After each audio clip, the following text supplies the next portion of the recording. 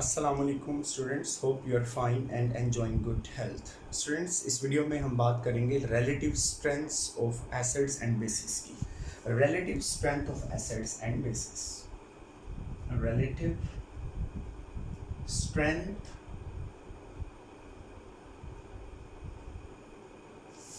Of acids and bases. Relative strength of acids and bases की हम बात करेंगे इस टॉपिक में। तो एसिड्स और बेसिस जो होते हैं उनकी स्ट्रेंथ को हम कैसे मेजर कर सकते हैं, ये हमारा टॉपिक है।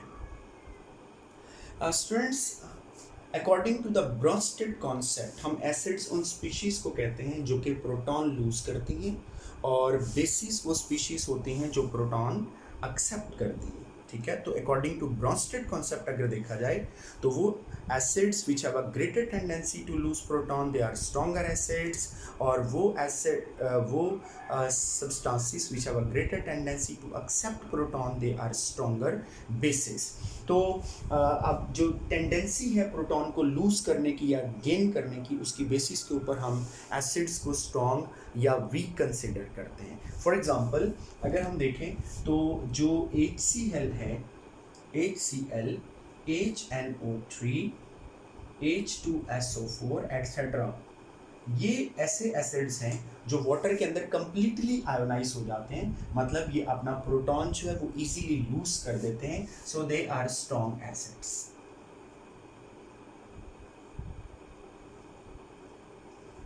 लेकिन अगर इसके मुकाबले में हम बात करें एसिटिक एसिड की, CH3COOH, या हम बात करें ऑक्सैलिक एसिड की, COOH, या हम बात करें फॉर्मिक एसिड की, HCOOH, तो ये जो एसिड्स हैं ये वाटर के अंदर कंप्लीटली आयोनाइज नहीं होते, ये अपने प्रोटॉन जो है वो कंप्लीटली डोनेट नहीं करते, तो इसलिए ये वीक एसिड्स हैं।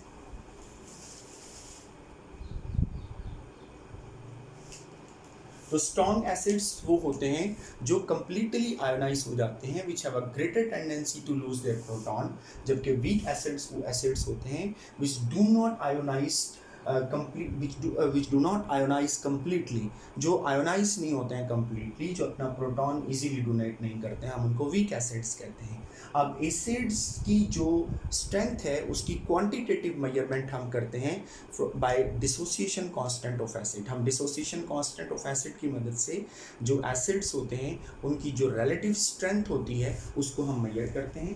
ये कैसे किया जाता है? Let us take the example of a weak acid. Suppose हमारे पास एक वीक एसिड है HA, और ये जो वीक एसिड है मेरे पास, ये एक वीक एसिड है HA, और इस वीक एसिड को जब हम वाटर में डिज़ोल्व करते हैं तो वाटर में डिज़ोल्व करने पर ये क्या करता है, it loses its proton to water, ये अपना प्रोटॉन वाटर को लूज करता है, और ये बन जाएगा जी H3O positive plus A negative.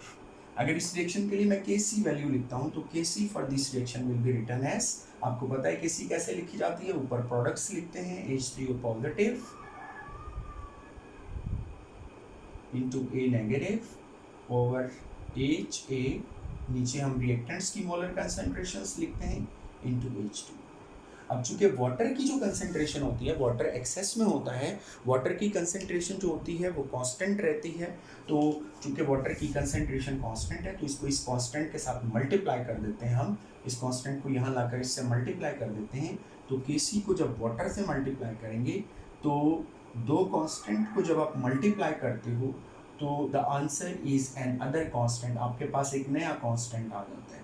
तो ये जो नया कांस्टेंट आएगा आपके पास, हम इस नए कांस्टेंट को आयोनाइजेशन कांस्टेंट ऑफ एसिड का नाम देते हैं। तो Kc इंटू वाटर जो है इसको हम एक नया कांस्टेंट बना लेते हैं, और वो नया कांस्टेंट Ka कहलाता है, और Ka जो है this is equal to H3O positive into A negative over HA।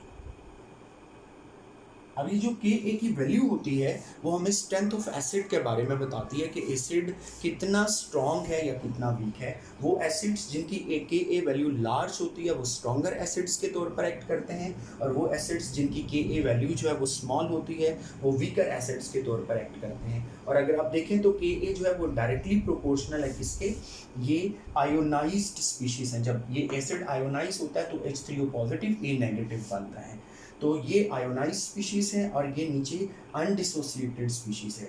तो के ए की जो वैल्यू है डायरेक्टली प्रोपोर्शनल है आयोनाइज स्पीशीज के। मतलब ये है कि एसिड जितना ज़्यादा आयोनाइज होगा उतनी उसकी के ए वैल्यू लार्ज होगी, और जितना एसिड की के ए वैल्यू लार्ज हो उतना एसिड स्ट्रॉन्ग होता है। और जितनी आयोनाइज स्पीशीज कम बनेगी, मतलब एसिड जो है वो हाइड्रोनियम आयन और ए नेगेटिव आयन जितने कम बनाएगा, इसका मतलब है उसकी के ए वैल्यू उतनी कम होगी, और के ए वैल्यू कम होने का मतलब है एसिड वीक होगा। तो जो एसिड की स्ट्रेंथ है that is directly proportional to the K a value. Greater the K a value stronger is the acid and vice versa. अब ये जो के ए वैल्यूज है मैं आपको चंद एक एसिड्स की के ए वैल्यूज बताता हूँ। जो पर क्लोरिक एसिड होता है HClO4, ये जो एसिड होता है इसकी जो के ए वैल्यू है दैट इज 10⁻11। ठीक है। इसी तरह से अगर आप HCl की के ए वैल्यू देखें तो दिस इज 10⁻7। ठीक है। अगर इसी तरह से आप HNO3 की के ए वैल्यू देखें तो दिस इज 10⁻3। अगर आप H2SO4 की के ए वैल्यू चेक करें तो दिस इज 10⁻2। ये सारे स्ट्रॉन्ग एसिड्स हैं, इनकी के ए वैल्यू लार्ज हैं। लेकिन जो वीक एसिड्स होते हैं उनकी के ए वैल्यूज़ जो हैं वो बहुत स्मॉल होती हैं। ठीक है। तो चूँकि ज़्यादातर जो एसिड्स होते हैं हमारे पास वो वीक एसिड्स होते हैं और उनकी के ए वैल्यूज़ बहुत स्मॉल होती हैं। तो चूँकि वैल्यूज़ स्मॉल होती हैं तो इसलिए हम फिर जो वैल्यूज़ हैं उनको एक्सप्रेस करते हैं in terms of negative log of के ए। तो जब हम नेगेटिव लॉग ऑफ के ए की फॉर्म में रिप्रेजेंट करेंगे वैल्यूज़ को तो वो कहलाएंगी P K a values. So P K a value क्या होती है देखिएगा,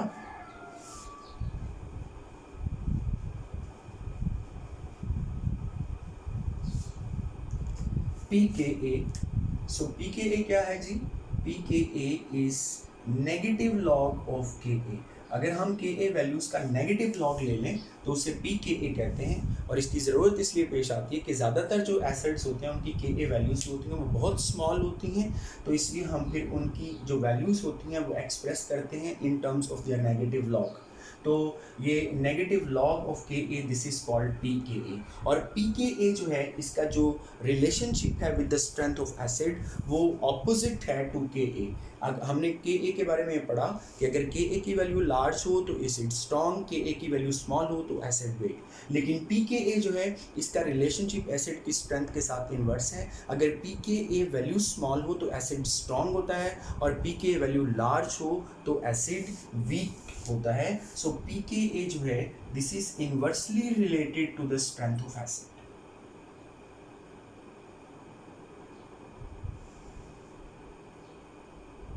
जबकि के ए जो है this is directly related to the strength of acid. उसकी रीजन ये है कि जब आप नेगेटिव लॉग लेते हैं तो नेगेटिव लॉग लेने से जो बिगर वैल्यूज होती हैं दे बिकम स्मॉलर। ठीक है। और जो स्मॉलर वैल्यूज होती हैं दे बिकम बिगर। तो इसलिए जो रिलेशनशिप है वो इन्वर्स हो जाता है। तो K a is directly proportional to the strength of acid.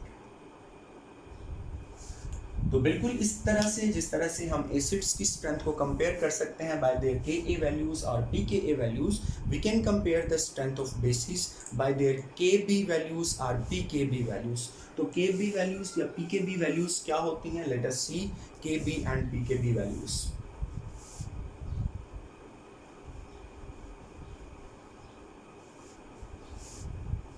Suppose we have a base B और हम इसको वाटर में डिसॉल्व करते हैं।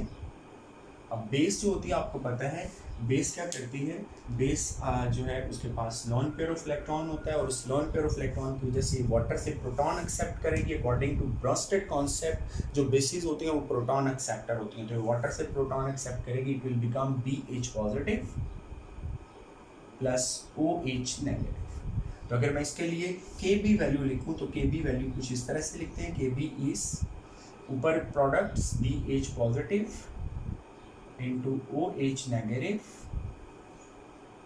Over B. हम वाटर को नहीं साथ में ले रहे, मतलब वाटर लेंगे तो फिर इसको Kc लिखेंगे, वाटर को Kc से मल्टीप्लाई करेंगे तो इट विल बिकम Kb। तो ये जो Kb वैल्यू है ये हमें स्ट्रेंथ ऑफ बेस के बारे में बताती है। तो बेस जितनी ज़्यादा जो है वो आयोनाइज होगी, जितना ज़्यादा वो वाटर में से प्रोटॉन को एक्सेप्ट करेगी, उतनी ये स्पीशीज़ ज़्यादा फॉर्म होंगी, और जितनी ये आयनिक स्पीशीज़ ज़्यादा फॉर्म होगी मतलब बेस उतनी स्ट्रॉन्ग है। तो जो बेस होती है उसकी जो स्ट्रेंथ होती है वो डिपेंड करती है कि how much extent it accepts proton from water, ये वाटर से कितना प्रोटॉन एक्सेप्ट करने की टेंडेंसी रहती है। तो Kb वैल्यू जो है this is directly proportional to the strength of base. Kb is directly proportional to strength of base. ये बेस ऑफ स्ट्रेंथ के डायरेक्टली प्रोपोर्शनल होती है। और अगर हम Kb का नेगेटिव लॉग ले लें तो negative log of Kb is called Pkb, और Pkb जो होता है वो इनवर्सली रिलेटेड होता है with strength of base. Strength of base, ये वो सारी बातें हैं जो अपनी प्रीवियस क्लासेस में भी आप पढ़ चुके हैं। सो बड़ी सिंपल सी बातें हैं। तो Kb जो है वो हमें स्ट्रेंथ ऑफ बेस के बारे में और Pkb स्ट्रेंथ ऑफ बेस के बारे में बताती हैं कि बेस स्ट्रॉन्ग है या बेस वीक है। Kb और Ka का रिलेशनशिप क्या है इसको ज़रा समझिएगा। Ka और Kb जो होते हैं इनका आपस में रिलेशनशिप क्या है। relationship of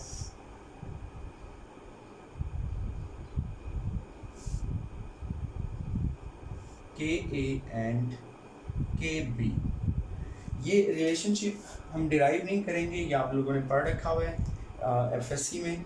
मैं जस्ट बताऊंगा कि ये रिलेशनशिप है क्या। Ka into Kb this is equal to Kw। Ka क्या है, dissociation constant of acid, ionisation constant of acid. Kb is ionisation constant of base, और Kw इज आयोनाइजेशन कांस्टेंट और डिसोसिएशन कांस्टेंट ऑफ वाटर।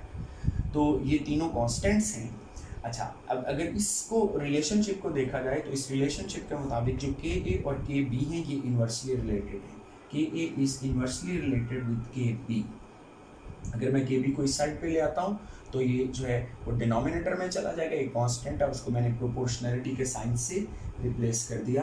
तो Ka और Kb जो है वो inversely related होते हैं। इससे क्या मुराद है हमारी, इससे मुराद ये है कि कोई भी जो एसिड होता है स्ट्रॉन्ग एसिड, उसकी जो कॉन्जुगेट बेस होती है वो वीक होती है, और जो वीक एसिड होता है उसकी कॉन्जुगेट बेस स्ट्रॉन्ग होती है। फॉर एग्जांपल आपको पता है जो HCl है, HCl is a strong base. HCl जब अपना प्रोटॉन लूज करता है तो इट बिकम्स Cl नेगेटिव। अब HCl इज एन एसिड और Cl नेगेटिव जो है वो इसकी कॉन्जुगेट बेस है।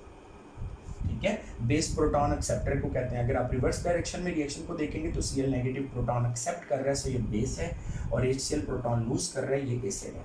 और ये एसिड और ये जो बेस हैं ये दोनों एक दूसरे के कॉन्जुगेट एसिड बेस पेयर्स कहलाते हैं। मैं इसके बारे में डिटेल्स आपको पहले फर्स्ट लेक्चर में बता चुका हूँ। तो HCl और Cl नेगेटिव ये कॉन्जुगेट एसिड बेस पेयर हैं। HCl चूँकि स्ट्रॉन्ग है इसलिए जो Cl नेगेटिव है जो कि कॉन्जुगेट बेस है HCl की, वो एक वीक बेस होगी। तो जो स्ट्रॉन्ग एसिड होता है उसकी कॉन्जुगेट बेस वीक होती है। एसिड स्ट्रॉन्ग है तो उसकी जो कॉन्जुगेट बेस है वो वीक होगी।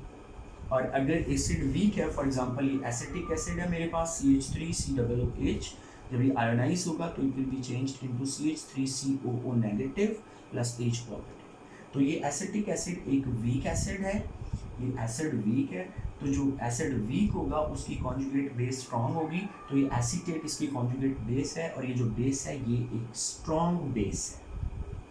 ठीक है, ये बात भी आपको पता होनी चाहिए कि वीक एसिड की कॉन्जुगेट बेस स्ट्रॉन्ग होती है, और वीक स्ट्रॉन्ग एसिड की जो कॉन्जुगेट बेस होती है वो वीक होती है। अच्छा, यहाँ पे मुझे एक और बात, एक बहुत इंपॉर्टेंट कॉन्सेप्ट और भी बताना है, levelling effect and differentiating effect. So let us discuss कि लेवलिंग इफेक्ट और डिफरेंशिएटिंग इफेक्ट क्या होता है।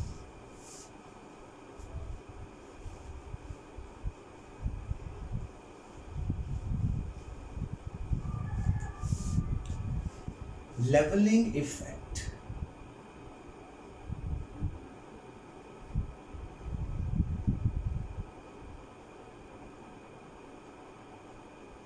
लेवलिंग इफेक्ट क्या है।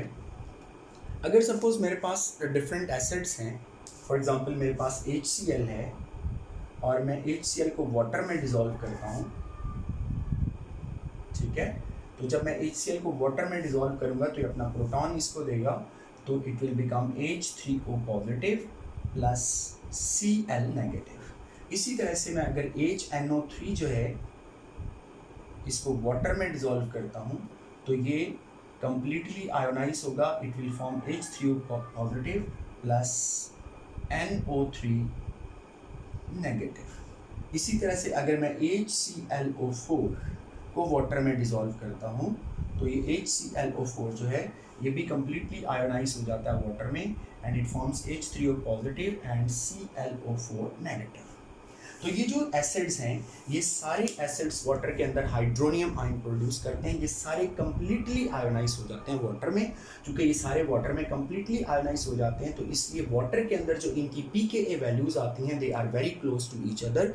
हम उनको डिफ्रेंशिएट नहीं कर सकते कि कौन ज़्यादा स्ट्रॉन्गर है कौन ज़्यादा वीकर है। लेकिन अगर इसके मुकाबले में मैं एसिटिक एसिड को वाटर में डिसॉल्व कर दूँ, फॉर एग्जाम्पल ये मेरे पास एसिटिक एसिड है, अगर मैं इसको वाटर में डिसॉल्व कर दूँ तो ये वाटर में डिसॉल्व करने पर जो है ये एसीटेट आयन बनाएगा CH3COO negative plus H3O positive.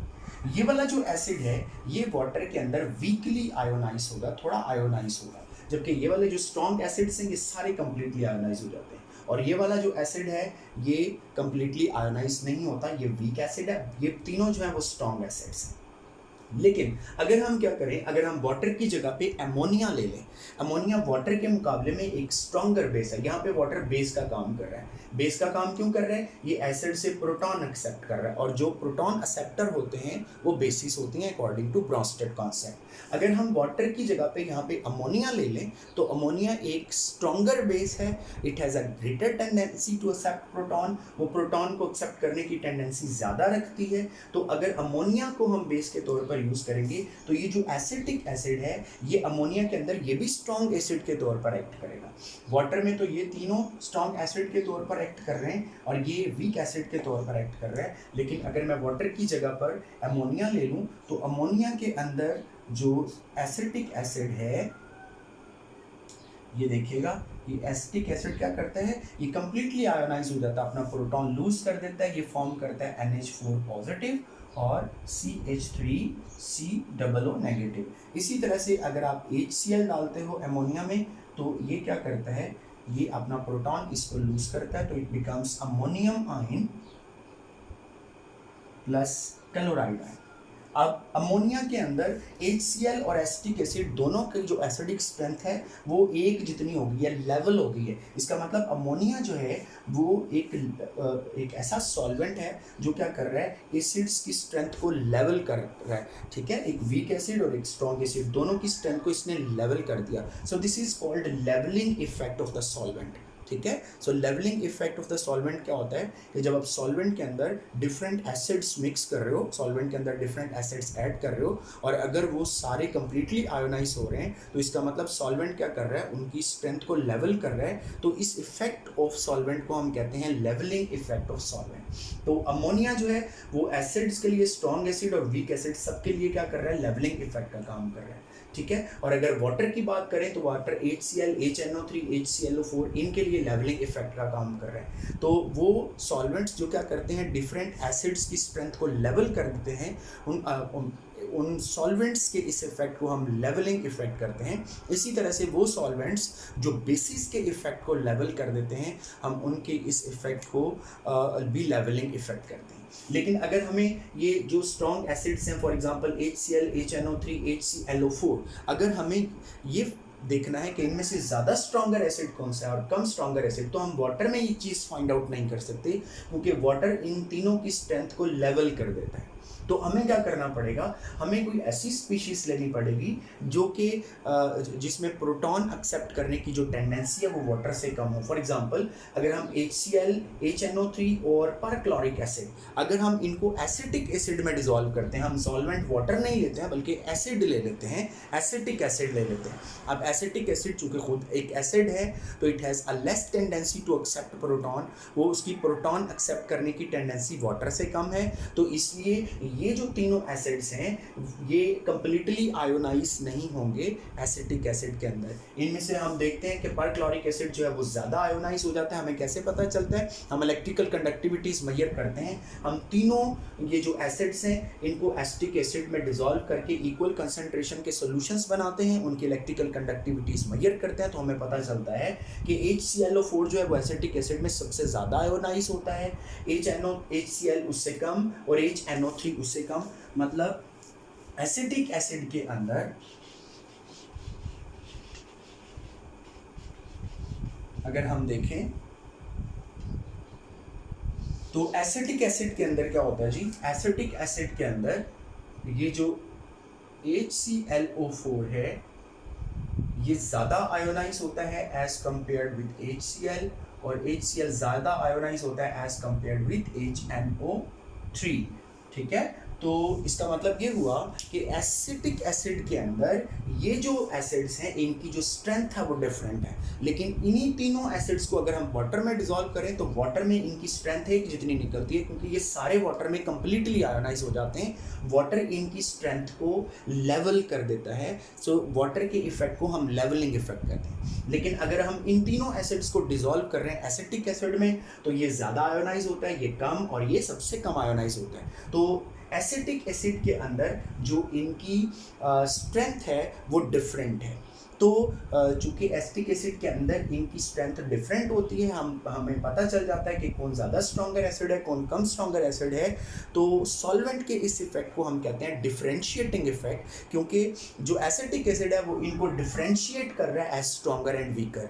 ठीक है, तो वो सॉल्वेंट जो क्या करता है एसिड्स या बेसिस की स्ट्रेंथ को डिफरेंशिएट कर देता है, हम उसको डिफरेंशिएटिंग सॉल्वेंट कहते हैं। और वो सॉल्वेंट जो एसिड या बेस की स्ट्रेंथ को लेवल कर देता है, मतलब उसमें आप ये नहीं पता चला सकते कि कौन सा स्ट्रॉन्गर एसिड है या कौन सा वीकर एसिड है, तो उसके इस इफेक्ट को हम लेवलिंग इफेक्ट कहते हैं। तो एक बहुत इंपॉर्टेंट कॉन्सेप्ट था लेवलिंग एंड डिफरेंशिएटिंग इफेक्ट, इसको भी अच्छे से याद कीजिएगा। आज के लिए इतना ही, ऑल द बेस्ट, अल्लाह हाफिज़।